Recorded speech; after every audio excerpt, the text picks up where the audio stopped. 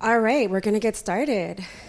All right, cool. So this is our second night of final presentations. Just wanna congratulate my 4 entrepreneurs that are here tonight to present. Congratulations and thank you for showing up tonight.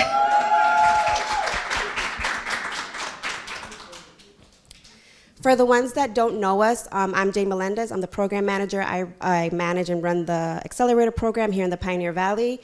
And then we have Tessa Murphy Rumboletti. She's our executive director, and she's in charge of all the fundraising for our program here in the Valley. And then we have our lovely Maria, who's sitting over there at the end. And she is our program coordinator. She's been with us for, almost a year or 2 now? Yeah, and she does all things. She's very helpful, and she keeps us kind of running smoothly. So who is EforAll? EforAll is a nonprofit organization. We've been here in the Pioneer Valley for about 7 years now, but we've been around since almost 2010. We started in Lowell. We have about 12 to 13 sites in and out of the state, and our mission is to support entrepreneurs in the early stages of starting a business. And how do we do that? We do that by providing a free accelerator program where entrepreneurs are learning the back end of running a business, and we also provide mentorship program as well as an extended support network.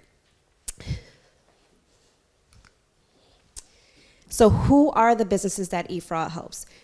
So far, we've had, and this is just in 2023. In 2023, we've helped over 147 businesses go through our program. And out of those businesses, they've been able to generate 2.6 million in revenue. And that's over 2.6 million in revenue, and that's pretty awesome. So congratulations to those businesses. And even better, they've been able to provide jobs. And a lot of our entrepreneurs, as one of their social impacts, just being able to provide more local jobs in the area. A little bit more about the businesses that go through our program. Out of the businesses that go through our program, and this is just here in the Pioneer Valley, not nationally, 68% of them are women-owned business owners, 95% are BIPOC-owned, and then 16% are immigrant-owned businesses. And then most importantly, I feel like this is huge for me because it's, we're helping you start your business, but you're still active. These businesses are still active at year 3, and that's 70% of the businesses that go through our program, and that's 8% more than the US average of businesses that open up in the Valley, which is pretty awesome. We're a nonprofit, and we can't do this without our sponsors and our partners. So here are just a few of the organizations that help us out: Santander, Mass Mutual Foundation, Citizens Bank, Davis Foundation, the Beverage Foundation, the City of Holyoke, Bank ESB, MGCC, People's Bank, the Community Foundation, and Liberty Bank. A huge round of applause because we wouldn't be here if it wasn't for them. Thank you. And also, EforAll, again, we're a nonprofit, so we rely on up to 200 to 300 volunteers a year. I am not lying. It takes, here are some volunteers, So our mentors, our specialists, the ones that run the classes and lead those topics. I don't teach business, y'all. I've been doing this for quite some time, but I do not specialize in that. So I have some amazing specialists who come in and teach these topics. I have some amazing interviewers who help me select you guys. The readers, judges, our leadership. It takes a village to bring you guys here. And as I always tell you guys, the community chooses you, not me, okay? I'm never gonna be biased. Well, I'm always biased, right? But it takes a village to choose you guys, and that's why you're here today. So a huge thank you to all my volunteers. And then this is our class. These are 13 entrepreneurs that came into this program. So congratulations to you guys.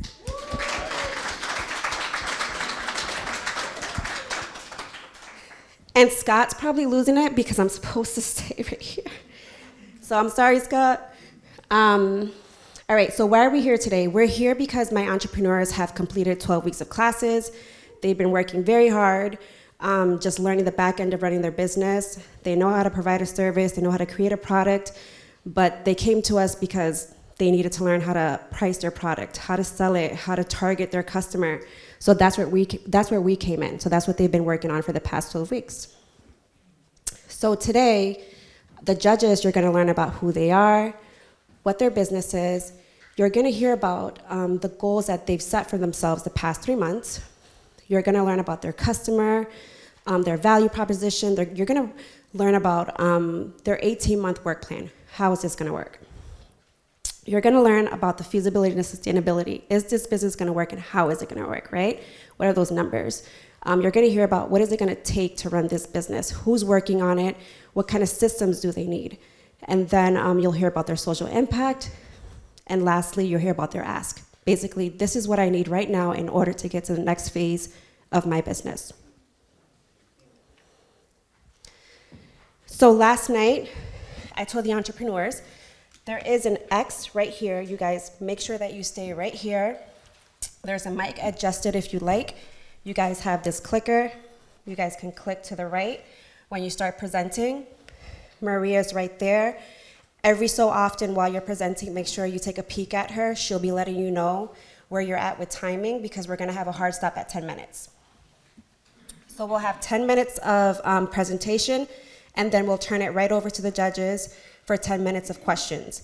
We'll be timing for questions as well. By the time we get halfway through, I'll let the judges know, hey, we have time for more questions, okay? And now I'm going to have the judges just give a quick introduction. If we can start right at the end. Kate? Hi, I'm Kate Lawless from the Franklin County Community Development Corporation. I'm the Director of Communications. Thank you.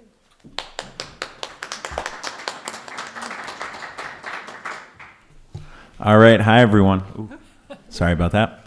I'm Paula Corsi, and I'm a small business lender at People's Bank here in Holyoke.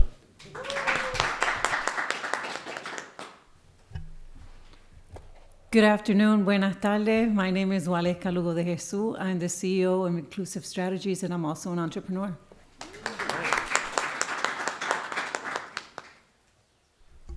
Hi everyone, I'm Jay Kozak and I'm a small business loan officer at Common Capital.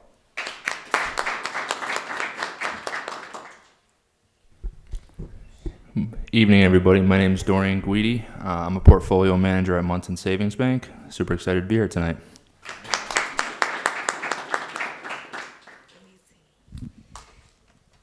I'm so thankful for our judges. I've literally hunted a few down on LinkedIn. I'm like, hey, I'm Jane, let's talk. So thank you again so much for being here tonight. And now, who's ready to hear some presentations? All right. So our first up is going to be Yashira Baez. Yashira, come on out.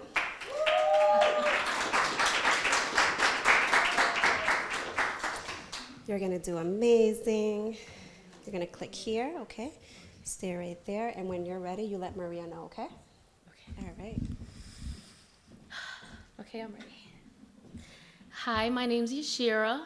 I run a traveling clothing closet. We were going by Necesitamos un Pueblo, but I just recently changed my name to the Giving Tree Traveling Community Closet. We provide clothing and basic necessities to families and children in the community. We do have Instagram and Facebook. I started this business because when I was having my son, I never had a baby before. I didn't know what I needed, and my village came through for me. They gave me clothes and items for my baby, and when I was done with them, I found them to have more life, so I wanted to give them away. So I posted them on Facebook. I would put everything on the curb, and I kind of wanted to do that on a bigger scale because if I need it, then I know there's other mothers and families in the community that need it as well. But before this, I never had a business, so I got referred to EforAll. Somebody told me about it, and I checked it out, and I came to EforAll to get a better understanding of running a business on the back end because I knew, like, I had a vision and idea, but I didn't know anything else about running a business. So we had goals that we came up with, and I checked a few of them off, still working on a few, but I did make lots of connections through EforAll and other places for my business. I do have social media platforms that I would love to start posting on. I did host a clothing drive. That was one of my big long-term goals. I recently had my first clothing drive and I got over 10 big bags of clothing. So that is amazing. And I also got to make a realistic budget through the class to better understand how I'm going to run this business.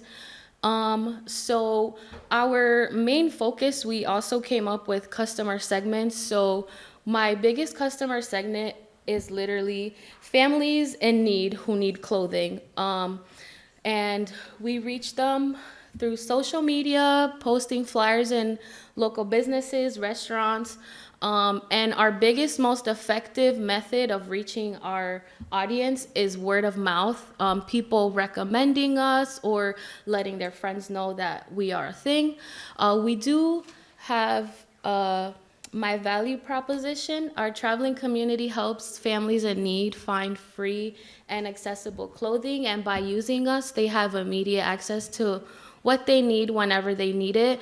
But unlike secondhand stores that people go to, everything we offer is completely for free to ease the burden, the financial burden on families. For an 18-month plan, in 18 months, I want to save $5,000 to help have a vehicle to transport the clothing to farmers markets or wherever else in town we will be setting up. So with my 18-month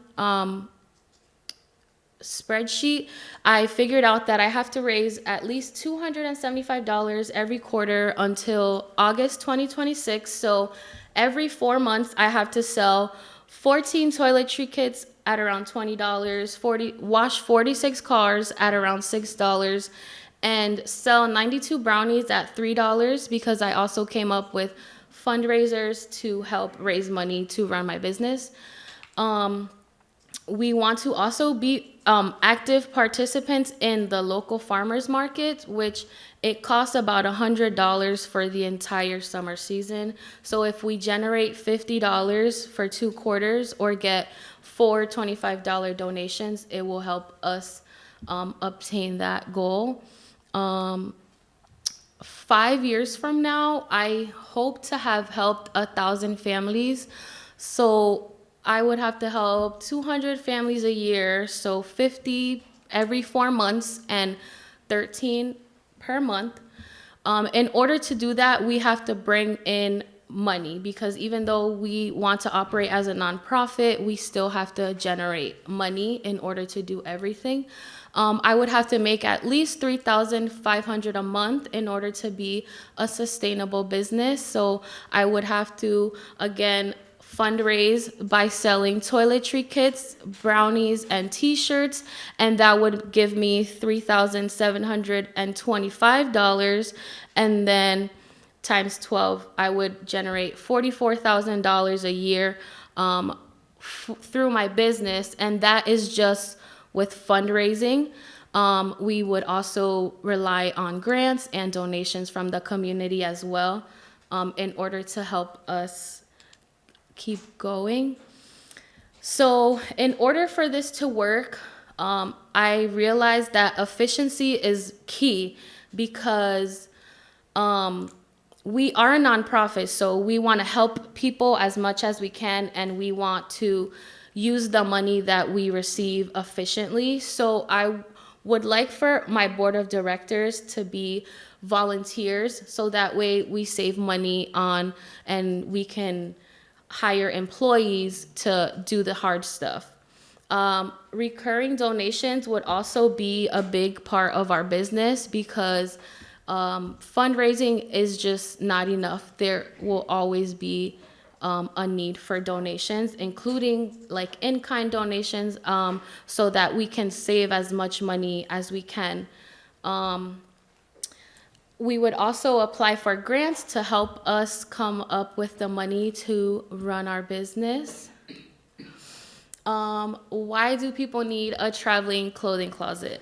there is a lack of access to affordable clothing in underserved communities, so this would help ease the financial burden on families that are low income or might not have enough to get the clothing that they need. It will lessen the stigma to accessing traditional assistance programs. We want to be a safe space for people to come, and nobody has to know if you don't want them to know. And we want to create a nice safe space for the community. It would also provide proper clothing for job opportunities and interviews. It would help with school attendance because kids might not have clothing to go to school as much as they'd like, and it would help with dignity. Everybody wants to be seen, loved, and heard, and safe. So this will help ease the burden financially, emotionally, and we would be able to help in this way. Some ways that we can impact the community. It literally takes a village. That's why we want to do this, because we want to help our community and help it thrive in a good, positive way. We will create community jobs. We will create second chance opportunities. I want to work with people who need like community service hours or volunteer hours, so it will create a safe space for them to come help their own community. We value respect, dignity, creating a safe space for our community. I can't make that more of a point. I want to be a place that people come to when they need help and they know they're going to get it, and they don't have to worry about anything else. We will also create volunteer opportunities in the community so we can help people. So for my ask, I'm asking for $500, and it would help us do everything we see here. The farmers market costs about $100 to join for the whole season, so that would be one thing.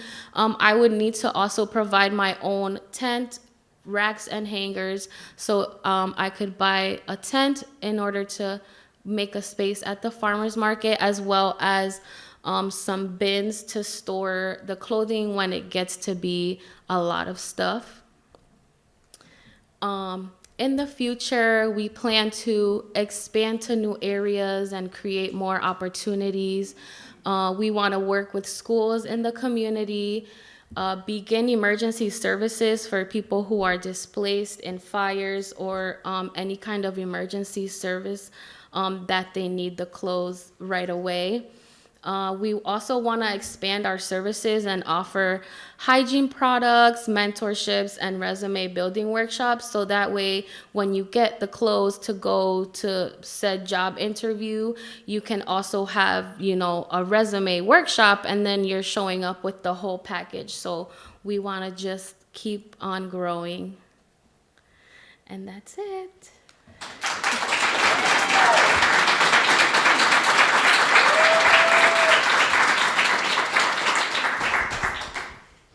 Great job.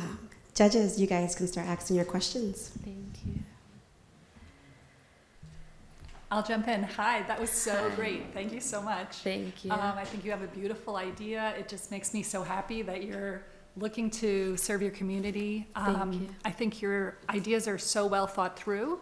I think things that come to mind for me in terms of sustaining a nonprofit are those funding, getting that funding in, and paying yourself. Don't forget, you have to make a living.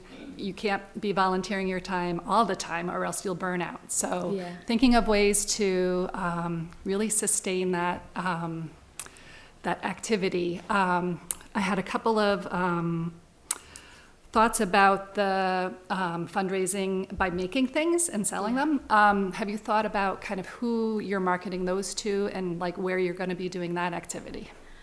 So I came up with my mentors with a toiletry kit. So you're not actually buying the toiletry kit for yourself. You would be donating like the $20 to the nonprofit, and we would build the kit to give away to the community. Also, I thought of like a car wash and a bake sale. So a bake sale, I would try to get in like pop-up shops, schools, stuff like that. and then a car wash in the summer months to, bring people in, wash their car, and maybe, come in and see what we have inside. So definitely. Thank you very much. Good luck. Thank you.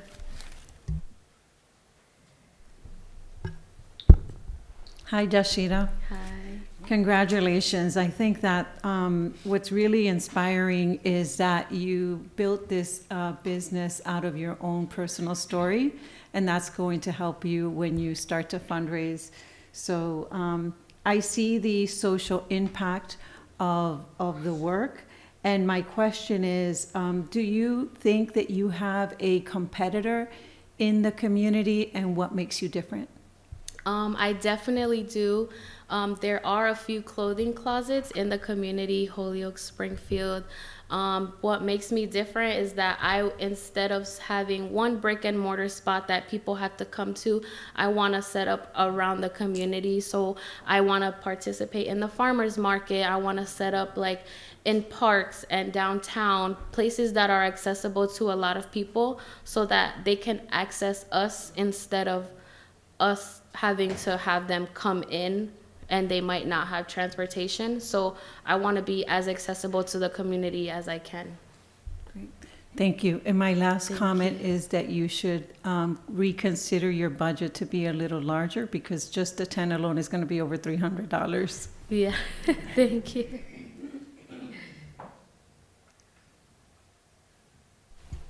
Excellent job, as the other judges said. That passion that you have really shines through, and that will take you and this nonprofit very far. My question for you is on the clothing drive that you already did. Can you tell us a little bit about how you prepared for that, how you marketed that, how you ran it, and what you would do different next time? So I actually got the building through my best friend. She works there, and her boss offered us an opportunity to host a clothing drive there. We marketed, we made business cards, flyers. I gave them out at the business pitch that we had last month. So I handed out actual flyers. I had them posted up in their restaurant and in their bar. We promoted it on social media, and we actually got a good turnout. We got about more than 10 bags of clothes, and it was by word of mouth as well. That was our biggest, the most effective way of getting it around, telling a friend to tell a friend. What I would do differently next time is definitely a lot more promotion. I didn't really promote it as much as I should have, because I didn't want to touch the sky too fast and lose control of the situation. I didn't want to get more clothes than I can handle, but definitely next time promote it more so that I can receive a better turnout. Awesome. And yeah, that brings me to one of my, really my only comment for you about meeting people where they're at. And I appreciate that you kind of touched on that. In the day of social media, everyone's very gung-ho about, promo on social media. But when you're working with vulnerable populations, you have to meet them where they're at. So the flyers and the word of mouth is an excellent way to go about that. So great job. Thank you. So I just want to start off by saying you're doing some incredible work, and your presentation was fantastic. So just congratulations on the progress that you've already made. One question that I had was, I think it was your first or second slide, you put your 5 major goals that you had going into this process. Yeah. And you said that you accomplished 3 of those 5. Mm-hmm. I believe the other 2 had to do with networking and social media. And you did mention promotion in your last response to Jay's question. I just had do you have specific objectives of how, or do you have specific avenues of how you plan to tackle those 2 other goals that you in your head haven't accomplished yet? Yes. So I found it that when I had my name in Spanish, it was hard for people to find us on social media. So that's why I really considered changing the name to something more simple. So that way we could be found better on social media. That is the main reason that one of my goals was post very 2 to 3 times a week on social media. but we don't have followers. So I really found it that I need to promote the social media itself before I start promoting my business on the social media. So that's what I plan to do. I plan to give out my business cards and just drive more attention to my social media so that I'm able to then keep promoting on my social media. And as for the networking, I didn't attend an actual networking event like I wanted to, but through EforAll and the people that I've met through EforAll, I have done so much networking that it has made an impact on my business. It's wonderful. Another follow-up question I would have is you mentioned like all the social media, and then you mentioned potentially getting like a new truck that would be like really beneficial for you as you go to these different events. Are you, as a lot of entrepreneurs are in the early stages, are you currently handling everything on your own right now? Yes and no. I haven't had to spend any money on getting anything running yet. But me and my best friend, she has been helping me with the transporting of the clothes and going through them and sorting them out. But so far, I haven't had to spend any money on starting this business. Okay. And then, so as you continue to do that, and as you go to these various events, and you know potentially invest in a vehicle that'll help you, do you have plans that'll like, do you have like a plan to potentially like, control that like scalability, because you're going to be growing at that time? You know what I'm saying? Yeah. So everybody who I like to say that everybody who starts a business probably imagines it expanding like out super far, but I want to stay more of a smaller nonprofit so that things are not getting like out of hand or too out of control. I want it to be very small and efficient so that I can move it easily. So I don't want to overgrow too much. I want to keep it very simple so that in the event that I don't have a lot of people to help me at first, I can do it with 1 or 2 people because it's already me and my best friend. So we can take care of it together easily. It's fantastic. Wonderful job. Thank you. Do we have room for one more question? I think that wraps it up. Great job. Thank you. Can I give you a hug? You guys. Wow, you did so amazing. She did so amazing. I was just there like, what? Wow. So I'm gonna give the judges about a minute or so to do their final scoring, and I'll do a quick commercial break. So entrepreneurs and anyone else that's here and streaming in, we have another cohort that's going to be starting, our summer 2025. So if you know someone that needs a little push, needs a little help with getting their business up and going, send them our way. Deadline to apply is going to be May 8th. I usually extend it to about midnight, but if you have anyone that's interested, maybe has some questions, y'all know how to connect with me. I have some business cards, or just have them give me a call, email me, and I can answer any questions that they have. I can even help them out with applying, okay? And there's my number, y'all, for the ones. All right, so up next is Cassandra. Cassandra, come on.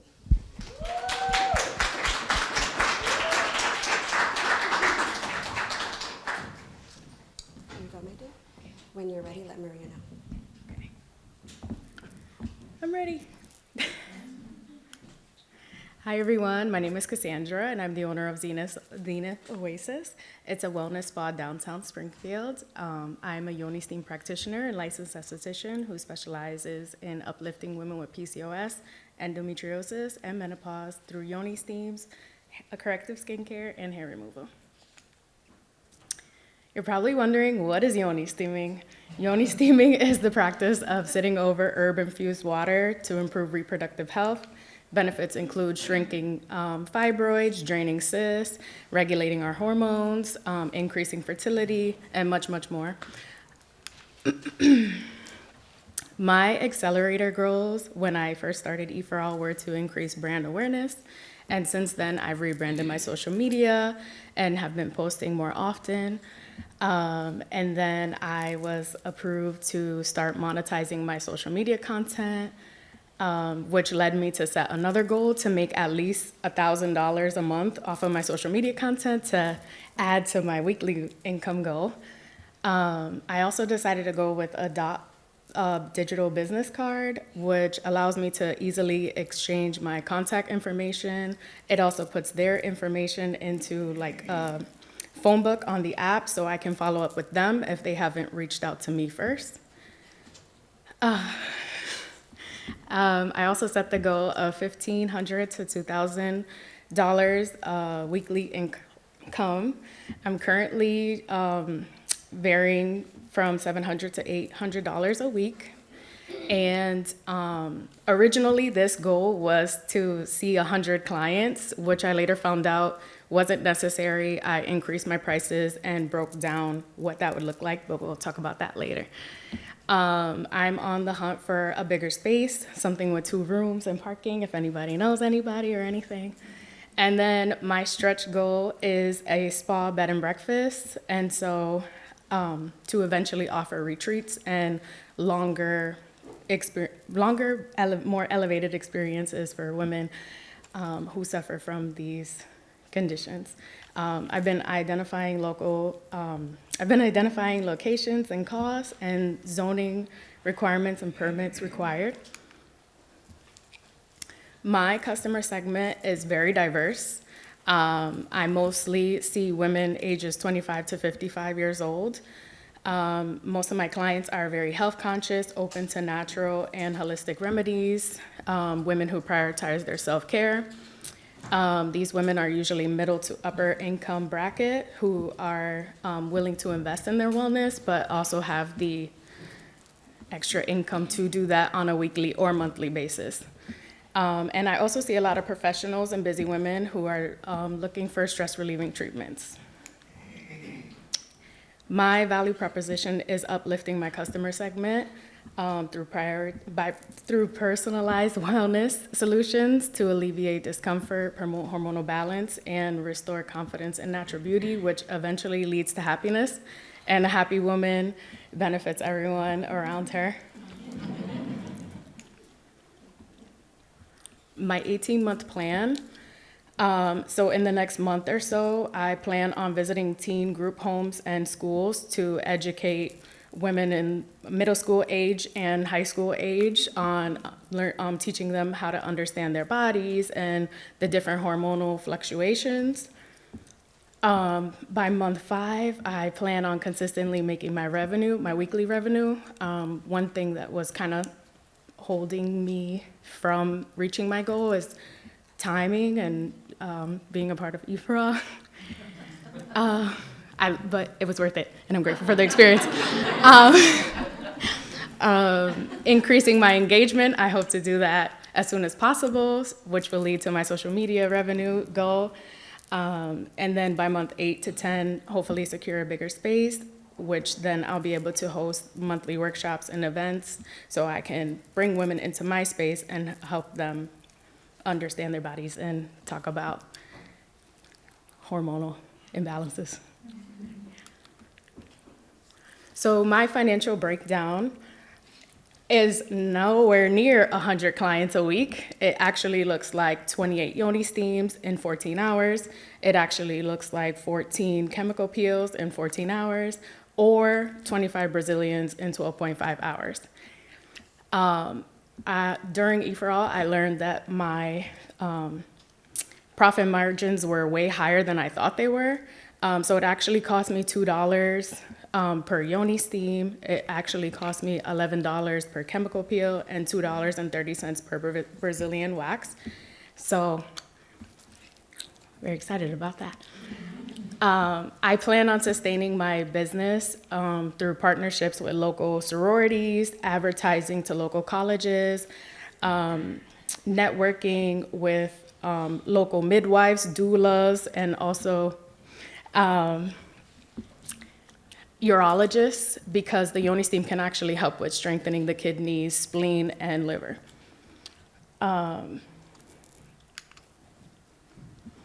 Currently, I am a sole proprietor, but I hope to eventually be able to sublease one of my rooms in my space that I'm manifesting to help offset rental costs and be able to offer multiple services at a time.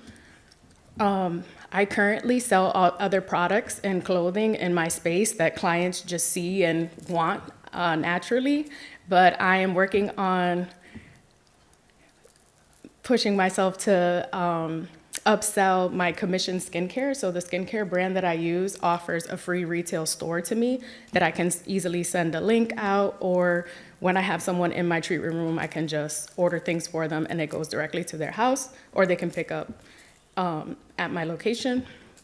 I also plan on scheduling once a month content days where I will film a month's worth, and then also in that same time, hopefully not lose track of myself, and then schedule it so that I don't have to worry about the social media and it's just posting itself, and then whatever I post that day is just additional.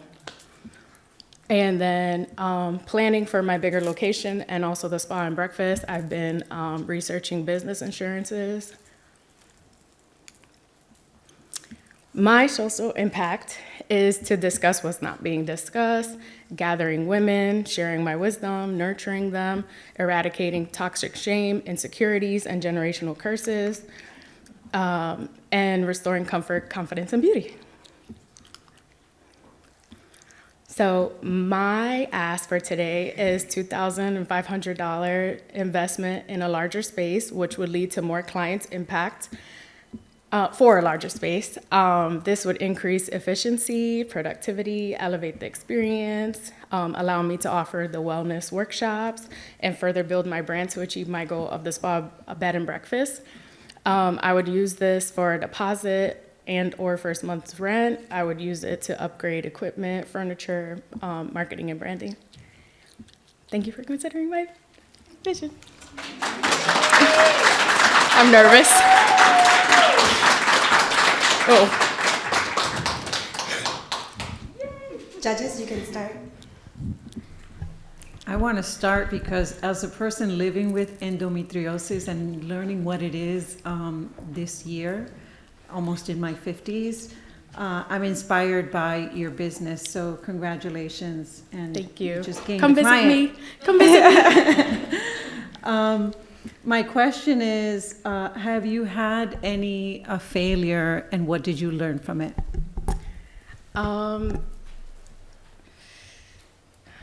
I'd say basically like when I was growing my business, there was a lot of pushback from women who, you know, have instilled, I don't know, maybe like hesitations or, and then there's also been like doctors that have said like, oh, yoni steaming is horrible, but what they list are like, you know, there's a risk you can be burned. There's a risk you can be burned when you cook too. Mm-hmm.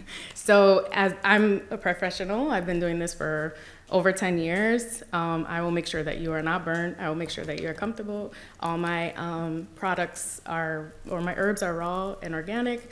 And then there are no chemicals in my treatment room at all with the skincare and the wax. Great. And then my comment is I was going to make suggestions on partnerships with care centers and hospitals, but it seems like you've already thought of that. So congratulations. Thank you. Hi, Cassandra. I think you did a great job and had a great presentation. And for someone who doesn't know anything about endometriosis and yoni steaming, I found it very informative. Yes. So thank you. You know, I think you're off to a really great start. And really my one question, kind of going back to the beginning part of your presentation, how you said you're currently in the income range of depending on the month, 700 to 800, where your goal was to get closer to that 1,500 to 2,000 range. And I know that some of the success of your business is contingent on getting that bigger space. So I was kind of curious if you wouldn't mind walking me through, you know, how you plan to get from the 700, 800 to the 1,500 to 2,000, depending on when you get that space. Mostly dedicating more time to my business. These past couple months have been a little busy due to personal reasons. Thank you. Great job. I learned something about my co-judge here. I also have endometriosis. Did you know 1 in 8 women have endometriosis? And I didn't know what it was till this year. Yeah, I'm actually going out on medical leave next week to deal with that. So you even saying the word, it means a lot because, you know, I did hear of PCOS before, endometriosis never heard of. And, you know, it just means a lot. Wait until you hear about PMDD. So one of my questions is, how do you address liability now? You know, with the, you know, I was thinking with the heat from the steaming, what do you do now to address liability? What's your safety protocol? I have a waiver that's sent out once they book the appointment. And then I'm constantly checking in with the client and saying, like, is it comfortable? Let me know if we want to go lower or higher. I can also hear the water boiling, so I'll always check in once I hear. But I've been doing it for so long that I know when it's, you know. You have a spidey sense. Yeah. Gotcha. And then another question I had is, you said that you learned a lot about the cost of the services that you provide, how much it costs to do a chemical peel and the steaming. Has this changed how you price your services at all? Yes, I increased my my prices. I don't know if I mentioned that. I think you may have, and I missed it. And then so before, when I would offer the yoni steam, I kind of just like free pour. And then working with the financial advisor, I decided to get like scoopers, which now I know that's what helped us get to that number. So now I have a measurement of how much I'm actually using. All right, that's excellent. Thank you. Well, I'm learning a lot about my co-panelists, and I want to announce that I am postmenopausal. So, yes, You made it! yay! You made it! There's some really, really nice things that come with that point in our lives. So, thank you for celebrating all the changes in women's bodies and talking about it frankly, because it's really important. I was going to ask you about your social media posts and sitting down in one go and just scheduling them all, and wondering if you've experimented with AI at all, because I think that can be a helpful tool. I actually have a social media marketing person that I pay to do all that stuff. Well, that takes all the pressure I'm just off. showing up. Very nice. I'm just Very the good. face, but she's the brains. Great. I think there's a little AI in there, though. There could be. Good for you. And then, I just love the idea of working with doulas and midwives to like source clients. I had a thought just kind of related to the previous presenter about getting revenue from people who want to donate their clothes. Just a thought, but then maybe you have the clientele, you could like refer them to each other, just some cross-pollination ideas. But otherwise, thank you for that presentation. It's really, really good. Thank you. Thank you. I also thought the presentation was fantastic. Similarly to Paul, I did not know anything about this topic beforehand, so thank you for teaching me about what you do. One of the things you mentioned was getting a bigger space, and then that was like one of your primary goals because you thought that would help you to achieve your revenue goals like on a weekly and monthly basis. So I guess my question to you would be, once you get the space itself, what in addition would you need to basically satisfy all of the needs once you actually have the area? Is there anything that you would need also too, I would love to sublease a room, which would help with offsetting rental costs. I would also be able to host events and workshops in the space, which I plan. And then there was something else. I hope to grow my content creation income higher than 1,000 by then. But with the original goal that you're talking about was 100 clients. Mm-hmm. And then so by then, with the bigger space, I would definitely be at a higher weekly income goal because I would be able to offer multiple services at the same time. Wonderful. We have room for one more question.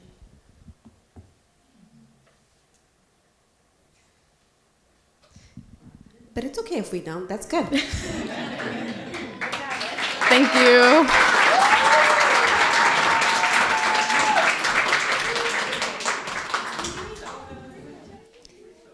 You guys are doing so amazing. All right. So a lot of you, well, not a lot of you, I think we've been around for quite some time, maybe 4 years now. We have a Spanish program that does exactly what I do. And the program manager is Catalina, and she does an amazing job with her cohort. And she has an actual celebration for her now cohort happening on April 23rd. So if you have any family members, any friends who might need some inspiration, have them attend her event and meet her entrepreneurs and network a little bit. She also has an event coming up April 30th. And this is pretty cool what she does. Instead of doing a pitch contest, she hosts this event where she brings in individuals from the community to network, and she also offers the opportunity to do some workshops for entrepreneurs to learn how to pitch their business idea. Not so much a pitch contest, but hey, come by and we'll give you some tips on pitching, which is pretty awesome. I love that. And then she also has an accelerator coming up. Her deadline is just like mine on May 8th. And Catalina's awesome. She's always here at our co-work space. So if you know someone, again, that's Spanish speaking, and they prefer to do a program in Spanish, you can actually have them even just email me and I'll connect you with Catalina, and she'll be more than happy to sit with you at the co-work space, go over the program and the days and times, along with helping you fill out the application. All right, up next is Andrew.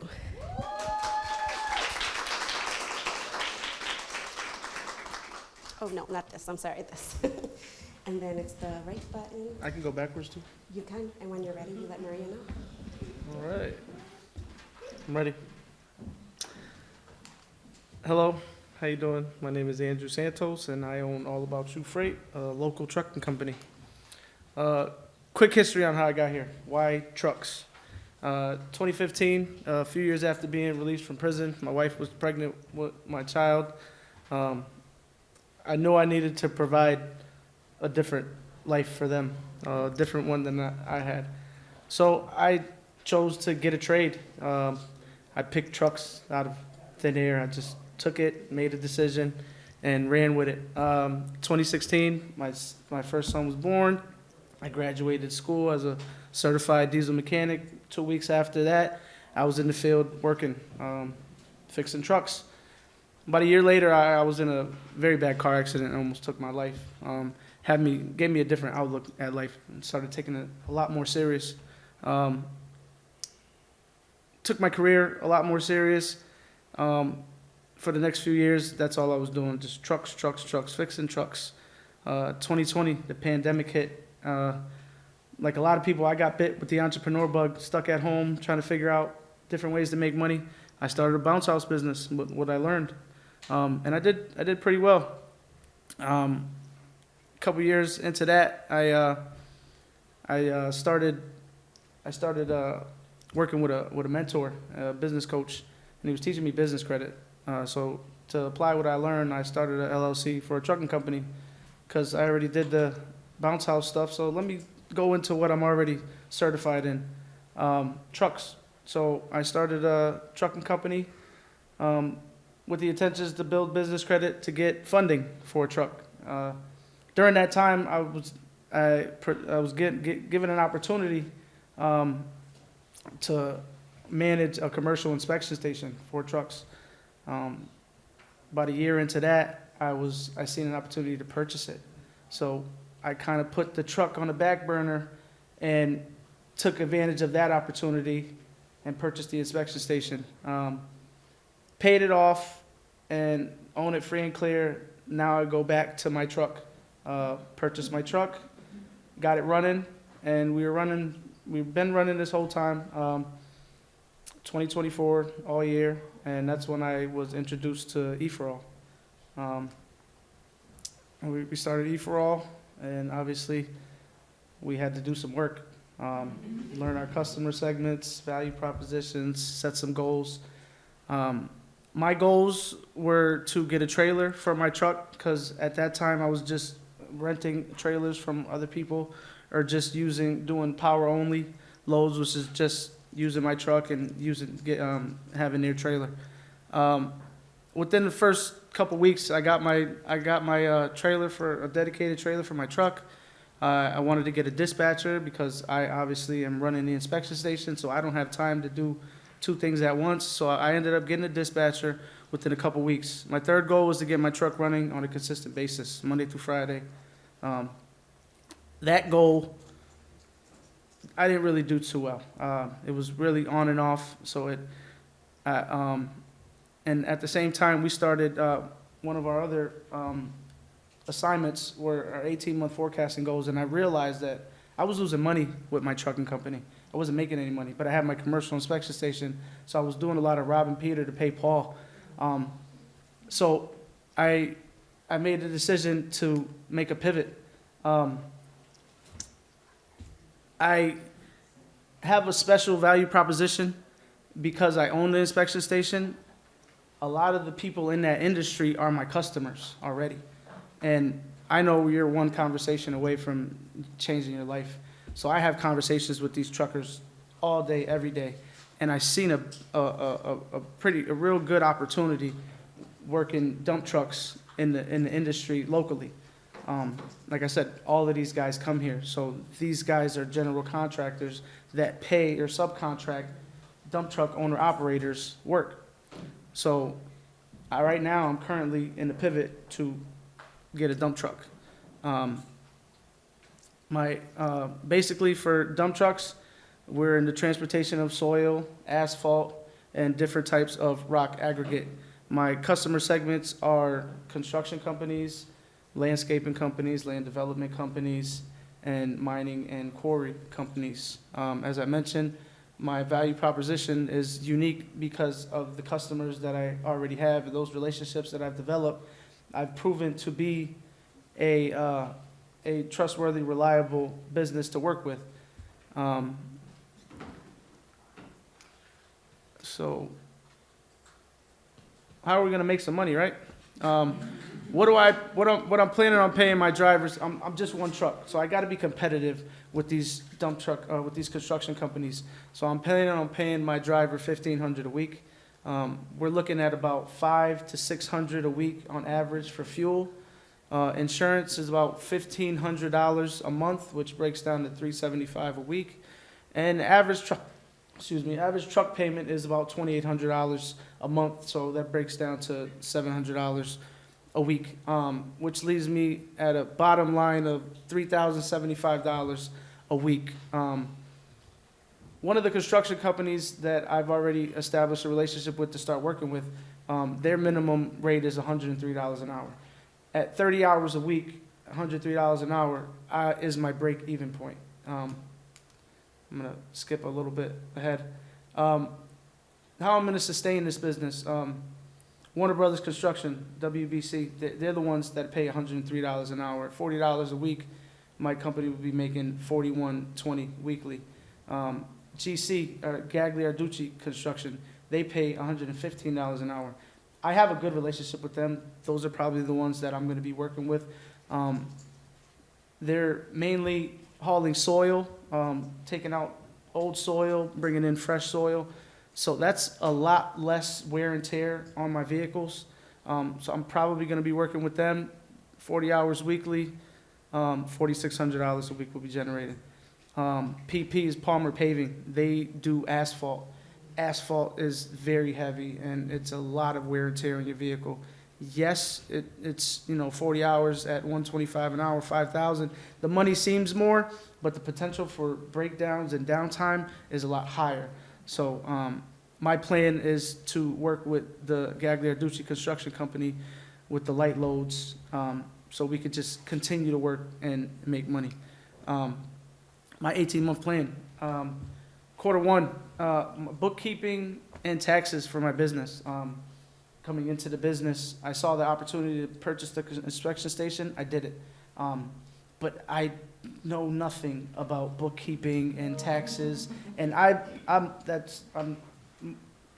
can admit when I don't have a strong suit in something. So Q1, I've been working with a tax specialist and a bookkeeper, and I basically handed her a stack of manila folders like this, and you know, she said, just give me a check and I'll take care of it. So we got that going on. Quarter two, as you've seen, I've already been researching with different contractors in the area and different construction companies who I'm going to work with. And I'm actively in the process of looking for a truck. I'm actually working with Roberto right now. See what we could do with you guys. Quarter three, when I get my truck, with the help of you guys, I plan to have my truck running a minimum of 30 hours a week, just to get that break-even point. Quarter four, we're looking into plowing contracts for the state to supplement income on the off-season. Q5, looking to hire a second driver. Q6, I want to hire and train a second driver and try to get my truck running first and third shifts. Social impact, I do it for my family, my kids. As I mentioned earlier, getting out of prison, trying to offer them a different life. These are why I create these businesses, so I can offer them the opportunities that I wasn't afforded. And my ask, obviously, my bookkeeping skills isn't the greatest, so my bookkeeper told me she'll charge me a minimum of 2 hours a month, $90 an hour for 1 full year, so I can mimic her systems, so $2,100 would be my ask.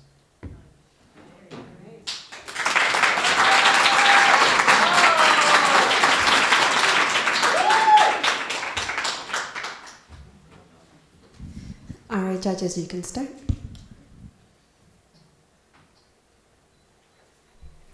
I'm glad you mentioned that you're working with Common Capital. Yeah. That's great. I've actually worked with quite a few dump trucking businesses, so I will keep some of my comments for when I see your loan application. But I'm happy to hear that you know that bookkeeping is not one of your strong suits, so you're hiring someone to help with that. That's great. That doesn't mean you don't look at your numbers on a month-to-month basis. Yep. Just keep that in mind. Well, that's one thing she told me to do. Every month, spend at least an hour or 2 hours getting intimate with your books. Yeah, for sure. That's great. And then another, just comment I have is, make sure you keep your the companies you work for diverse. You can't rely on one company to give you the same contract next spring. So make sure you keep your customers diverse, which I think that you are. It sounds like you did research into several different companies, so that's great. What's your plan for if something happens to the truck, if you need a major repair? I'm a diesel mechanic. There you go. And I have a shop. Awesome. That's all I have for you. Thank you. Great job. Thank you.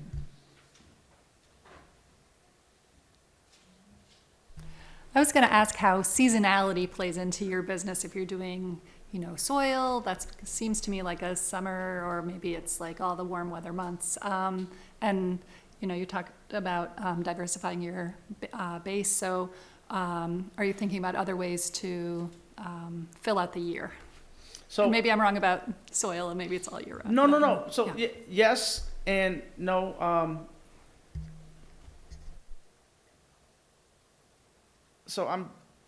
Summertime is really the busiest times. Wintertime, obviously, there's no paving going on, but there's still soil to be moved. As I mentioned, that company Gagliarducci, they'll have you working 10, 11 months out the year. So I'm planning on doing a lot of work with them, and they remove a lot of soil. Their contracts with all the schools from here to Northampton and beyond, where they take a lot of the old soil out of their schoolyards, and then they bring new soil in. Wintertime, as I mentioned, I plan on getting a plow for the truck and putting a salt spreader on the back, and I can get the state highway contracts. Very cool. Thank you. Thank you. Enjoyed your presentation. Thank you. Andrew, yeah, I think it was a great presentation, and looking back at kind of your timeline. I mean, back in 2015, getting out of jail, man. So 10 years, and it seems like you've come a long way and learned a whole lot. And I think there's something to be said about buying that service station, having a truck and all that. For me, my question is really surrounding the competition. Like you mentioned, like a Palmer Paving or a Gagliarducci. I know there's some seasonality kind of baked in there when it goes from paving to soil. For you as a one truck operator at the moment, what's going to separate you from the next guy or girl down the road? And also in the market, you would know better than I, what's kind of the saturation like? Are there tons of single truck companies on the dump truck side? Is it oversaturated, or is there tons of room in the market kind of to grow? So, as I mentioned, my network with the inspection station, my value proposition, I have a unique one because, as you guys know, it's not about what you know, it's who you know. And I've developed these relationships. Yes, there's a lot of single owner-operators out there. There is competition, but I'm banking on the relationships that I've made. And I don't want to sound like that, but they like their inspector. They need to keep him in their pocket too. So they're willing to help me out. But they're a close-knit community where they like to see it. As like you mentioned, I was able to purchase that inspection station. They've been going there forever. So to see a young guy like me come in and be able to own it, like it shows them a lot. And they've taken a liking to me. And a lot of the older guys who've been in this industry for the last 20, 30 years, like they tell me, like, just give me a call. Whatever help you need, I'm here. So I'm leaning on that. It's not what you know, it's who you know. No, I get that, and it sounds like, coming up, being the young guy to own the inspection station, right? You almost earn their respect. Yeah. So if they come to you and they like dealing with you, they're going to give you that business. So I totally get that, and thank you. Thank you. Congratulations, Andrew, on your journey. And it seems that you are very wise from the beginning, acquiring a business coach, making sure that you have your bookkeeping. And so my comment question is, as an entrepreneur, it seems like you're inspired by different things at different points in your life, which is great because you keep yourself relevant and creative. But do you feel that you have realistic projections within your budget so that you can make the informed decisions that you've been sharing? So one of the decisions that you shared is that in the wintertime you can find an alternative for the truck. But just for business in general, in terms of expenses, how do you feel about your projections for the year? I feel pretty good with them, and my plans are to start looking for the state contracts. But if I don't, I'm definitely going to have a reserves account with savings put away for those couple months. And if we're not able to acquire that, then I'll just shut the truck down. And if it's not making no money, it's not costing any money with the reserves, I'll be able to handle the truck payment and the insurance payments, but I won't be having to pay a driver because he'll be on unemployment. I won't have to pay any fuel because the truck's not running. I own the shop, so I have an indoor parking. I think I'll be all right. Good. All right. Thank you. Thank you. Yeah, so I also just wanted to congratulate you on the progress you've made in your journey and the motivation behind it. I'm a huge family man myself, so hearing you say that definitely hits close to home. My question as it relates to your business is, you mentioned what you would be paying your potential drivers as you grow, and you mentioned the costs associated with having more trucks. Have you identified how many trucks you'd like to have out on the field when you're, once you reach this, sustainability, I would say, or once you stabilize, I guess, and have you identified how many trucks you think it would need for you to keep up with the volume that's out there for the need for trucking during the certain seasons? as well as if you did have another truck go down, maintaining efficiency for the business? So the first year, I just want to stabilize the business. Going into the second year, that's when I want to add the second truck, stabilize those 2 trucks. And if I can continue to just maintain stability with them, then I'll just go and keep on replicating the process every year. But I have a number in my head of 5 dump trucks, and I'm probably stopping there. Okay, great. Great work. Thank you. Absolutely.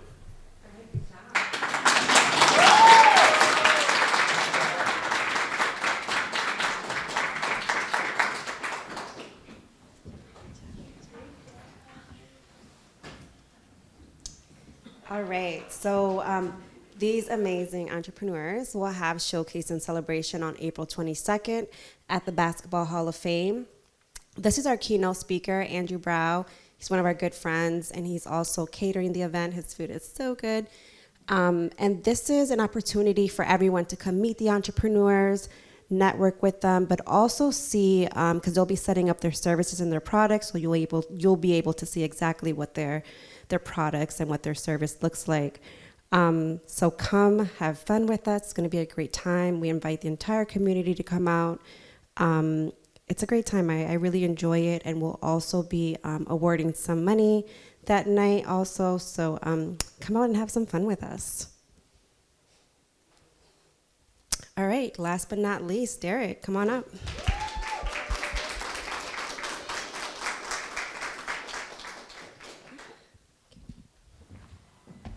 All right, here we go. Hello, everyone. My name is Derek Moriarty. I own a mobile food company called Divided Pie. We specialize in making savory hand pies. This started with my business partner, Eric, who a lot of you have met. We were working in a brewery together. Eric had spent a bunch of time in New Zealand, and these hand pies are kind of everywhere in their convenience stores and things like that. And he thought it'd be a good idea to have them in the States. He made me one, and I thought it was delicious. And over the years, I've crafted a lot of recipes on my own, and I thought a lot of them would work really well inside of these pies. So we started coming together and testing some things out. We imported these pie tins from Australia that gives it our square signature shape. A lot of the hand pies you see are kind of like a fold-over style. Kind of looks like an empanada. So I think this gives us a more unique look. We also use puff pastry instead of a thicker, denser dough you see in a lot of hand pies. So it gives it a light, flaky feel, perfect for on-the-go snacking and things of that sort. Through the EforAll program, we were told to come up with some goals for the business. Our first goal is to purchase a food truck trailer, kind of grow out of our current tent setup that we do. The next goal is to start an LLC. We were operating under a peddler's license for a long time. The LLC just gives us a lot more protection.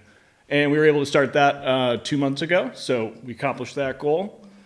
Third goal was to create a new menu item using our dough leftovers. When we're making these pies, a lot of the top dough gets shaved off. We're left with some leftover dough, so we didn't want to keep wasting that, so we created a new menu item with a garlic and parm, kind of as like an appetizer, thing like that, accomplished that goal. And our stretch goal was to find 3 to 4 high traffic locations to set up our truck, to sell breakfast and lunch. Clean Queen Car Wash, fellow cohorts here were nice enough to offer their space. So we have one out of 4 going. And we were able to purchase our trailer. After extensive research, we found a company that builds them from scratch, custom fitted to our needs. So these are kind of some progress photos, and it should be finished by the end of the week, they're saying. So look out for that this summer. Our main customer segments, it was kind of hard to pinpoint. In the beginning, I thought, everyone needs to eat, everyone is our customer, right? But that's not really necessarily true. So I kind of broke them down more into the geography of where they're going to be at, I guess. The festival goer, we do a lot of food, music festivals, things of that nature. So that's kind of our main bread and butter resource of revenue. farmers markets. We do a lot of local ingredients, so it's a great place to network, find farms, showcase some of those local ingredients. The brewery crowd, we do a lot at breweries. A lot of breweries don't have kitchens, so it's a good place for us to set up. Has usually a good kind of crowd already worked in. And then the next two are kind of customer segments we're looking to explore in the future. Office workers, we want to get into like business luncheons and things of that nature. And then just individuals on the go in general. It's a really good quick breakfast, so getting in those high traffic locations so we can set up the truck is going to be pretty key. Over the next 18 months, it's going to be kind of a mix of these different things. We want to establish the trailer and get as many eyes on it as possible. Getting it as many events around the valley as we can. We're going to start exploring wholesale. So this works really well as a frozen product. So getting them into farm stands, local grocery stores, and convenience stores.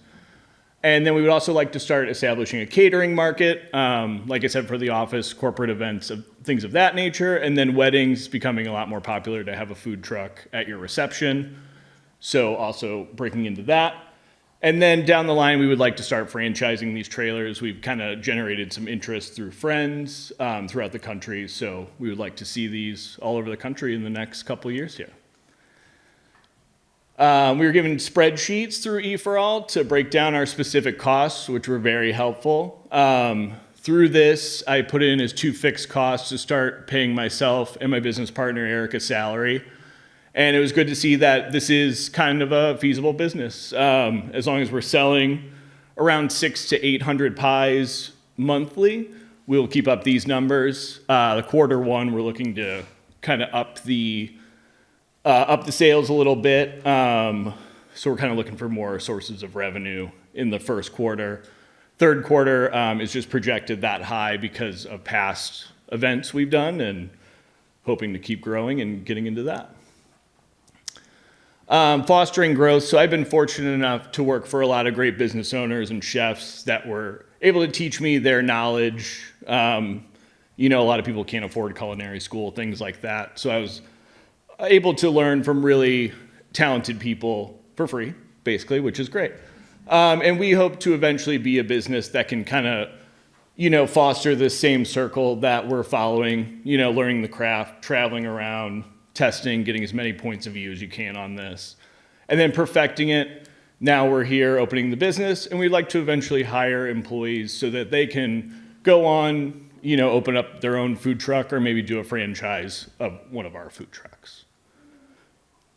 And then we'd love to do local events, community events. We actually got hooked up through EforAll, through the brick race in Holyoke. Also met some really good friends, Wake the Dead Donuts. We've been doing some collaborations with them. Also, we like to use local produce as much as possible. These are some of our mini apple pies that we use with local apples from a farm in the valley.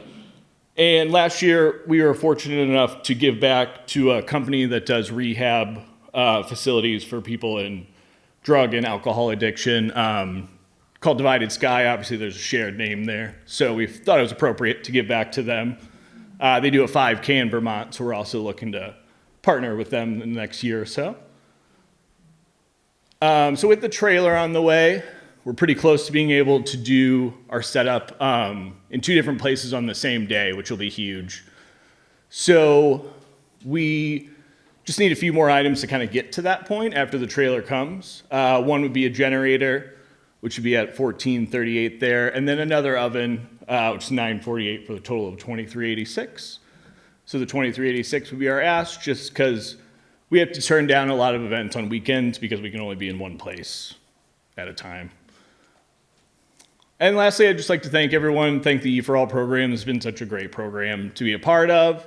We've learned a lot. It's really great to see that this actually can become a feasible business and something that, we can make kind of our dream come true. And if you could, please follow us on Facebook and Instagram. Thank you so much.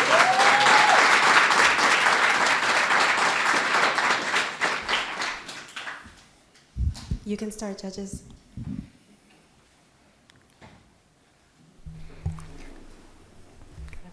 Thank you. Congratulations, and yum. That presentation made me hungry. Great presentation. I want to say that I'm really impressed with the way that you have set yourself apart with the signature shape, and also that you have traveled to not only be trained by other chefs or cooks, but also to probably gather inspiration. It seems that the ingredients are unique, and so my question is, because I'm hungry, can you walk us through what the process is with the new trucks? I saw in your goals, you wanted the truck, and then the second goal was the LLC, so now you have the truck. So twofold question. One, do you already have the LLC because it wasn't in the ask? And then the second part of that question is, can you walk me through the process once you're inside the truck? Do you bring them prepared, or the divided pie is prepared right there? Yeah, so we were able to purchase the LLC 2 months ago. So we are Divided Pie LLC now. Thank you. And so once we have the trailer, you're actually not allowed to cook your product from start to finish inside of a food truck or trailer. So we'll still be using Gran Cocina and Holyoke, different commercial kitchens like that, to pre-make our product, and then it holds frozen really well, and then we can bake it on site. Great. And so it still has that fresh feel, but it's able to be pre-prepared. Oh, right. It's Great. very helpful. Thank you. And I'm a founder of Salsa Sal Pa Fuera in the riverfront in Springfield. And we run May through September every Sunday, 4 o'clock. So if you fit through the underpass, call me. Yeah. Thank you. Great job with your presentation. Thank you. It's a really unique product. It's so cool because it seems like something that you could be so creative with and bring so many different spins to the New Zealand pie. Yeah. So what is the price point per pie, and what is the cost to make a pie? So we try to sell them for around $10 to $11. Our cost per pie is around, with all of our different labor costs, fuel and everything like that, we kind of fix that cost into the per pie cost. So it's around $4 per pie. Yeah. And you mentioned being able to set up in 2 places in one day. Maybe you touched on this, but that's because you have a trailer now and... Yeah, so over the past year, we've been operating as an open air tent setup. So we would still operate that setup in addition to the food truck. And then my last question, which I think you touched on a little, but where do you source most of your ingredients, and what are you doing to investigate wholesale options to bring that cost down? So most of our kind of general ingredients we get at Restaurant Depot, things like that. But we do try to use a lot of local produce, and sometimes we use some local meat sources as well. Yeah. I have a question about, also first, let me just say, delicious looking products, and I love the marketing. Curious about food allergies. Do you have a gluten-free version? Is that factoring into your plans at all? No, unfortunately, we are very gluten heavy. There are some gluten-free options for puff pastry that we are looking into. They're a little pricey, so the price point would have to be a little higher. And obviously, we want to make them safely and gluten-free. So it is something we're looking into. It's just not quite in the works yet. And then a follow-up question about your manufacturing. How are you ensuring that food safety regulations are met and that you're doing a safe product? Right. So both me and my business partner are ServSafe certified. So we've gone through all the training to be ServSafe certified, and then we cook in a commercial kitchen, so that provides a clean space for the product to be cooked in. Wonderful. Thank you. Yeah. So I just wanted to start by saying I thought it was a great presentation. Thank you. Also, congratulations on the progress you have made with the trailer, as well as achieving the LLC and the other things you've done. My main question was really, there was one slide you put up there. You also mentioned it was somebody you knew who allowed you to set up shop in their parking lot, I think it was. Yeah, one of our fellow cohorts. Okay, yeah. Clean Queen Car Wash. Right. Yeah. And then you had a slide up there that it was a breakdown of your customer segments. I believe it was 5 of them. It was like festivals and I guess I don't know the costs associated with those different segments. So I guess my question is, have you identified which one of those segments is the most profitable for you when you're set up there? Yeah.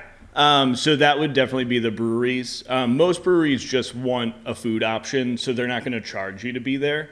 Festivals have a lot of fees attached just because they know that it's going to be high traffic. Sure.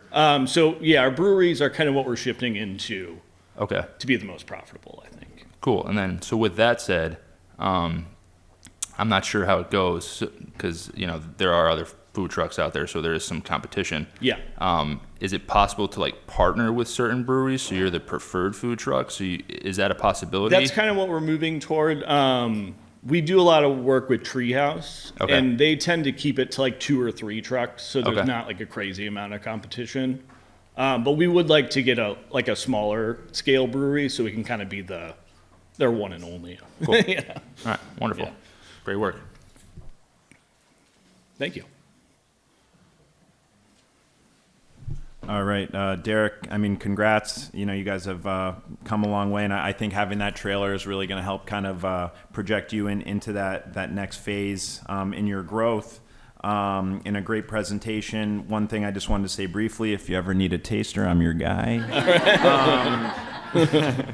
But two very quick ones. One, you had briefly touched on kind of wholesale. A little bit down the road. Now, I'm just kind of curious, how far along you guys are with that concept and what that might look like if you have. If you haven't, that's fine, but. Yeah. So that's kind of early in the works now. We're kind of trying to get the brand out there more, get people to know the taste of the pie. A lot of people kind of look at them and they're like, what is that? So we would like to get them to be more kind of commonplace, and then so that when you see it in a grocery store, it'll be more recognizable, I guess. Okay, that makes sense. And my other one, part of your goals was finding 3 to 4 high traffic locations, and I think so far you've kind of identified one, I think you had said. Yeah. And so kind of what's the game plan there when it's, because there's obviously lots of major areas, intersections, different sporting arenas, things of that nature. What sticks out to you guys when looking for those locations? I would say, I don't know, I tend to see a lot of trucks set up like kind of around rotaries or like easy access areas. So kind of looking for those types of locations. Maybe areas that kind of do have a food truck set up in them sometimes, so people kind of know it's there. Sure. That's kind of what we're on the lookout for, I would say, yeah. Awesome. Well, thank you. Yeah, thank you. Can I make a quick suggestion in that vein? Absolutely. Industrial parks. Yeah. I just happen to know the Greenfield Industrial Park is looking for someone to come in and be like kind of a regular lunchtime That could be us. people, and they have 3 shifts, so it's like 24 hours they're in. Well, Yeah. it would be like an hour here 3 times a day. So putting that seed Thank in you. your head. Thank you for that suggestion.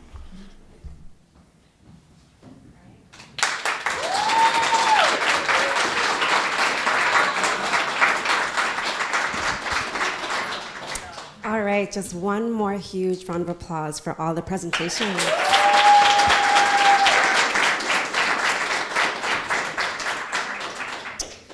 So this is them. And again, guys, please join us April 22nd to their showcase and celebration. It's going to be a great time. You can register on Eventbrite or just show up. Tessa would be like, register. But I'm just telling you to show up, please. But thank you, judges. Round of applause for our judges. You guys are so amazing. Thank you. I tell the entrepreneurs, they're excited to meet you. It's not Shark Tank. They're going to be nice. And you see, they were nice, right? Very nice. Great questions. And then thank you to everyone that's here tonight. We're going to do this again, one more round for tomorrow. So if you guys want to join us, please do. Until then, thank you for joining us and good night.